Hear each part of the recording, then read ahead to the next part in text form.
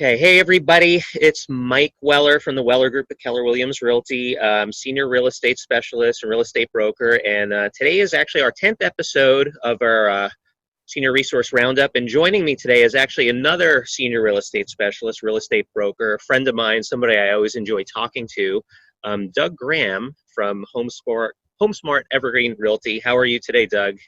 I'm doing great, Mike. How about you? I'm very good. I'm very good. Thanks for joining me on here. This is the first time I've had another realtor or agent or SRES on here with me, but you're always a fun talk, and I thought it would be a fun conversation to have you on and chat a little bit with everything going on and certain things happening in the real estate market and real estate in general. Why don't you tell everybody a little bit about yourself and what you do, your focus, and maybe a little bit about the Silver Group? Sure. Glad to do that. Well, I'm in that senior residential target market myself, and I decided in 2013, after at that time I had 22 years of real estate experience, that I would begin to focus on helping people that were in my age group and older with primarily downsizing and or in a lot of cases it is adult children who are helping their parents who may need to come live with them or may need to move to a senior community or whatever. And the challenges that they face are so much more than just the real estate part. Having too much stuff is a big one that people have to overcome. Part of that's emotional, part of it is physical, but then there are the legal aspects of who's going to be authorized to sell the property, who's authorized to make decisions, and who's going to help to find the best fit for mom and dad if they are going into senior living. So what I decided to do is to take the people that I was already working with, that I trusted, that were experts in these individual fields, senior placement, elder law, moving and packing and sorting and that sort of thing. And we kind of formed our own, we formed our own group called the Silver Group.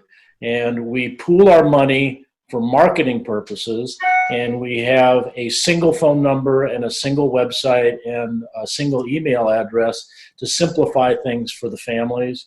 So they just make one call. We ask lots of questions, try to find out where we can best serve them, and then so it's a coordinated effort. Especially works in the serving, I guess, what we refer to as that sandwich generation. It often, for one reason or another, falls to the daughter of the adult daughter who has probably got a job. She's got a house of her own to maintain and a family to care for, and now all of a sudden she finds herself responsible for making decisions and helping one or more of her parents, and doesn't know where to start or who to trust. And so that's why we did the Silver Group. Yeah, yep. No, and I know a lot of those folks in the Silver Group, and it's a great group of professionals there. So, okay. The interesting thing, and one of the things I'd like to convey to folks is, most people don't even realize there's something called the SRES or Senior Real Estate Specialist designation. Right. I think it's very important. A lot of time, everybody knows a couple of realtors, at least typically the neighborhood realtor, the friend's realtor, the realtor that sold them the house 18 years ago. There's a lot of good agents out there. There's some agents that are not as good. But even some of the better agents aren't always necessarily the best suited for some of the challenges that come up in the types of, moves and transitions that you're talking about that you and I kind of both focus on. So, the SRES is a good place to start. Certainly there's there's not too many agents that are SRES, but there are probably even less of us that really kind of focus on what we focus on. I think what we do really adds a lot of value in those very stressful situations. One of the interesting things, we were talking a little bit, offline and off the air, and we've had this discussion a few times, is one of the new things coming along in real estate is, what we call the iBuyer, but most people kind of know it as like instant offers. Like, hey, I'm now going to go on Zillow, and it's going to, dad's been in his house or mom's been in the house for 48 years, and there's all the stuff and it needs work and needs repairs. I'm just going to go on Zillow. They say they're going to buy it from me. This sounds like a great solution, right? Yeah. It does, and it might be. There are cases where I think that would be a good solution, but it's a balancing act. If one thing, that if it sounds too good to be true, that it probably is, but just from a practical standpoint, going into that type of an instant offer situation, the inducement is, well, you'll pay no repairs, you'll pay for no real estate commissions, you'll pay for no escrow fees, you're going to get cash on the barrelhead in 17 days, and so on. Well, come on, the person who is risking their money that way is not doing that without an eye to making a profit for themselves, rightfully so, and they're taking a certain amount of risk, and they're going to have to pay for those repairs, and they're going to have to pay for those commissions and those closing costs. So they're going to deduct that from the proceeds. So it's an option. It's an option, and it's an option that we should openly discuss with any family.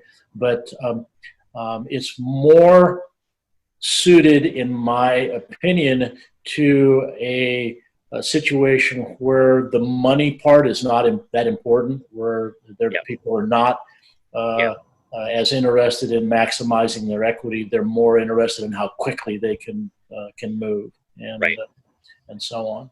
Yeah. Right. Yeah, I think what most people don't realize about that process, well, there's a bunch of things, but I think one of the more important things that people don't realize is you actually do. So they want to get as much information as they can from you before they make an offer. So, as much photos and description of the condition of the property, and they're going to make their offer, based on, they're going to pencil their numbers to see, okay, well, we're going to have to turn a profit here. But they still come in and do an inspection, and they actually do come back with and it's not even like a negotiable repair request like we do in traditional real estate. It's basically like, okay, we did our inspection, here's another $12,000 we're taking off the price. And it's kind of a take it or leave it at that point for the seller. And they're usually so far along and so invested in that process at that point. It's tough. But like you said, it's really, when you're selling your home, it's kind of a balance of financial versus like convenience, and time, I suppose, is the third factor. And what we do is we maximize people's financial at the same time while trying to really bring down the convenience, trying to make it as convenient as possible while maximizing the financial return. What this solution provides is really, there's really no financial benefit to it at all. It's all about somebody who really all they value is the convenience without any financial. So for that percentage of people, it can be a good solution. Most people don't fall into that category, though. Right. So that one company that I pointed out to you, I was researching it a little bit more, and they're a San Diego-based company that did a similar type offering during the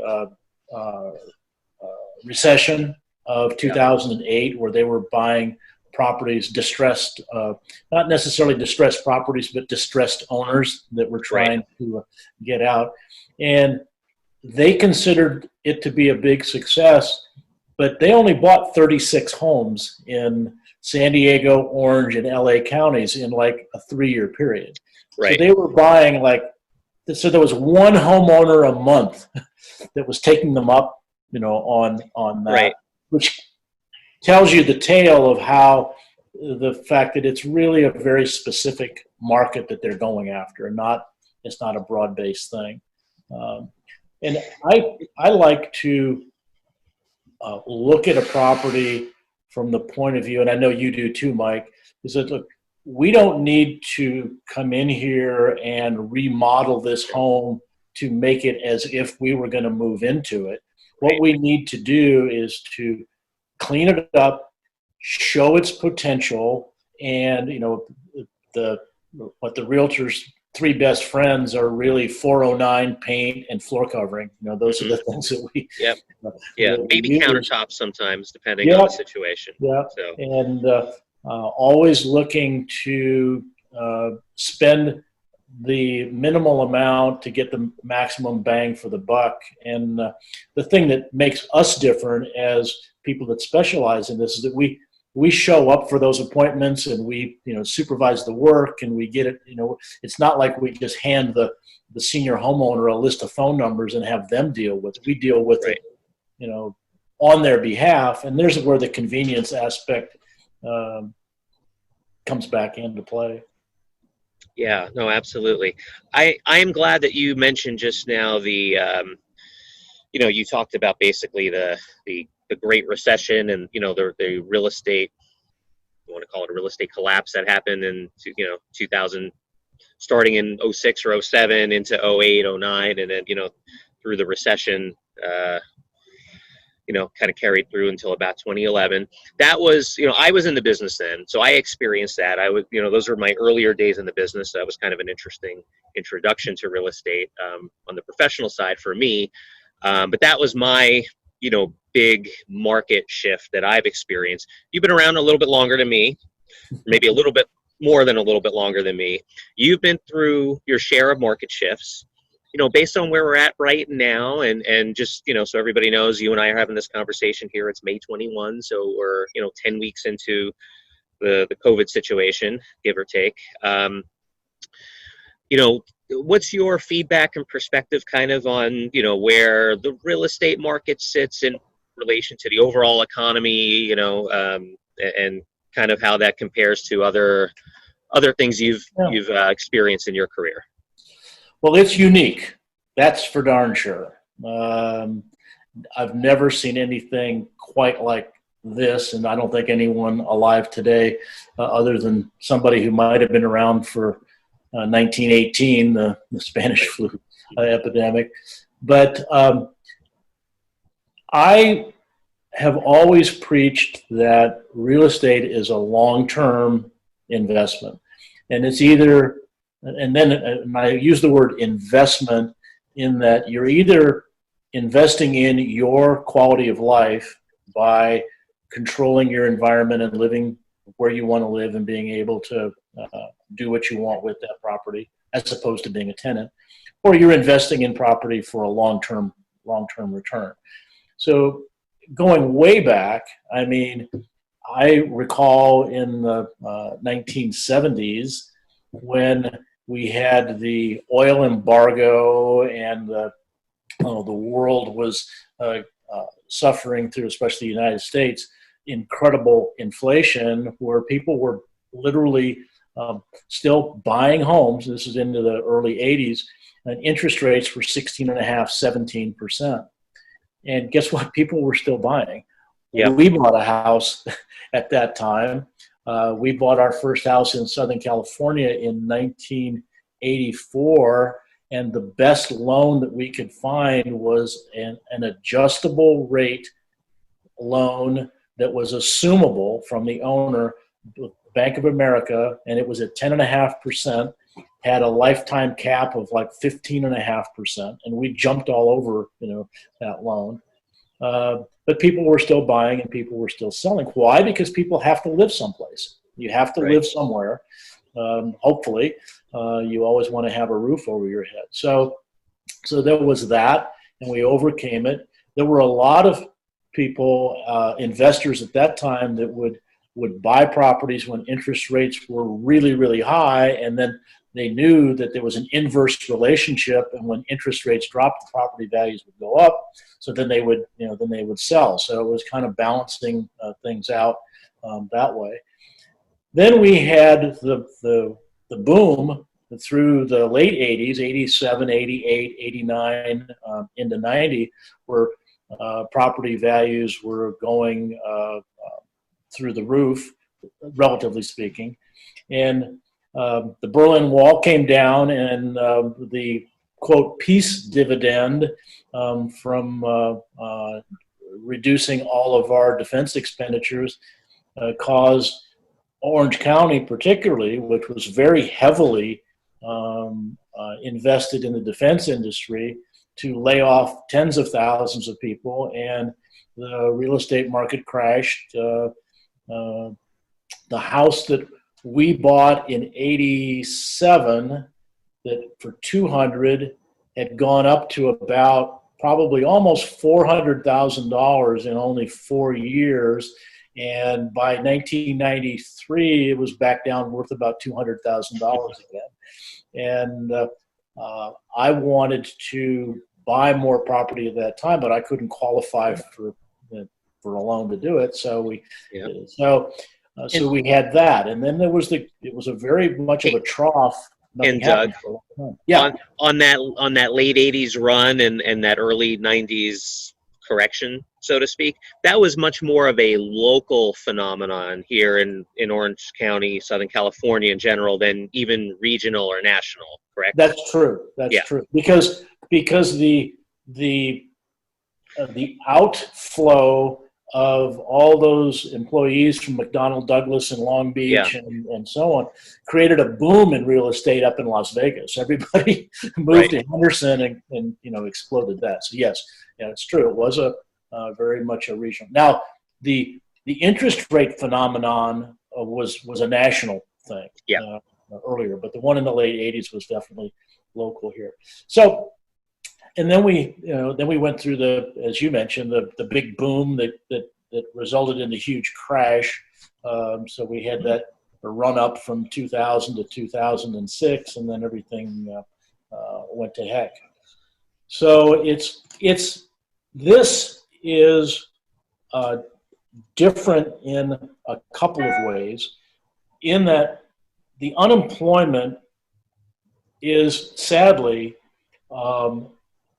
focused on lower income people, hospitality industry employees and hourly employees that have been laid off, who probably are not as strong a drivers of the overall real estate market. Mm-hmm. So, especially here in Southern California. Yes, but speaking pretty just here locally. And the other aspect is that sellers are so uncertain of the future. Property owners are so uncertain of the near-term future that they're not putting their properties on the market. So it's constricting the supply in what appears to be kind of a balanced way. I mean, we've got fewer buyers, we've got fewer sellers. Yeah. So it doesn't appear that anything is happening much price-wise. There's fewer transactions, but it's not a fire sale at all. One of the things that I'm worried about are the mom and pop landlords who are being affected by moratoriums on evictions, and people who may be unfairly taking advantage of those things. Paying rent is voluntary right now. Yeah. Pretty much, right? Yeah. And it's not, these. How would you like to have spent your entire life being a frugal, financially responsible person who is now living off the rental income from 2 or 3 condos or small, houses and all of a sudden your tenants just quit paying. I mean, Right. holy mackerel. You have no recourse, like No zero, recourse. nothing you could do. Yeah, and so I don't know what's going to happen with those folks. Hopefully, they can there can be some relief for them, but Yeah. it's possible that there would be some increased inventory if they have to sell because they can't hold on. So that's a worry. And also, we don't know about small business owners. A lot of small business owners are being hurt a lot too. Restaurant owners and Yes. Yep. and that. So it's so there's anybody who tells you that they know what's going to happen is I'd run away from them because they're looking out for themselves. They're not looking out for you. But Yeah. I'm cautiously optimistic that people are going to still be buying, and people are going to be able to. Interest rates are so low; that's a big driver of interest. The call I had this morning was really driven by the fact that my 50-something buyer has never seen interest rates this low in his 30 years of home ownership, and since he wants to buy his big final house, he wants to capture a really, really great interest rate, and that's his motivator. Right. Yeah. Yeah. No, I mean, I absolutely agree with you. This is, kind of new territory, uncharted waters. So it's impossible to predict with any kind of certainty. But in a lot of ways, this is very different than, what happened with the financial meltdown and the very different, the housing crisis. I mean, that was a whole economic recession caused by housing and bad lending and what was being done on the back end of the bad lending in the secondary mortgage market. This really has nothing to do primarily with housing. Right. This is kind of the greater economy getting shut down. And like you said, there's definitely a bigger hit on the service industry type of jobs and the lower wage jobs. That group makes up much less of the home ownership pool here in Orange County in Southern California. Like Las Vegas, you mentioned before, when you were talking about the early 90s. I mean, a market like that, which I know pretty well from having started my real estate career there. I worry for Las Vegas and especially Las Vegas with all the service industry jobs, but even a lot of the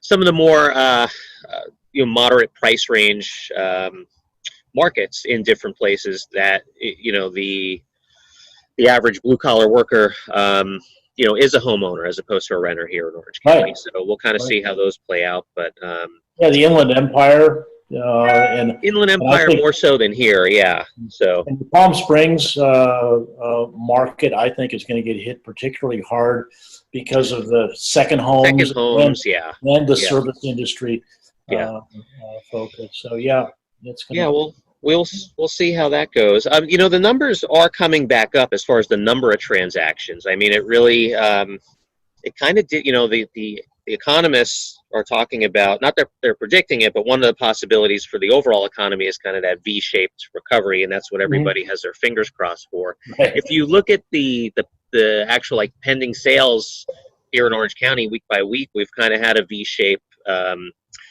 that's kind of started to bounce back since the beginning of April when they made real estate essential service. I feel like much like what happened in the 80s with interest rates being off, out of this world, literally. But the real estate market adapted to it, and buyers and sellers still transacted. I kind of feel like that's what's happened here a little bit. Buyers and sellers are still, just adapting to the new normal. So anyway, that's kind of my feedback a little bit there. So. Well, this has been a really awesome conversation with you today, Doug. I very much appreciate you coming on here, chatting with me a little bit. Yeah. Anything else you want to say to everybody out there before we sign off? No, I don't think so. Stay healthy. Get outside and get that vitamin D the natural way if you can, and just take care of yourselves and your family, and carry on. Yeah. Yeah, a little bit of exercise is very good for everybody. So, okay. Yeah. Well, thanks again, Doug. Thanks everybody for tuning in. Hope you enjoyed this this episode here with Doug Graham today, and we will see you next time. Thanks, Mike. Thanks, Doug. Take care.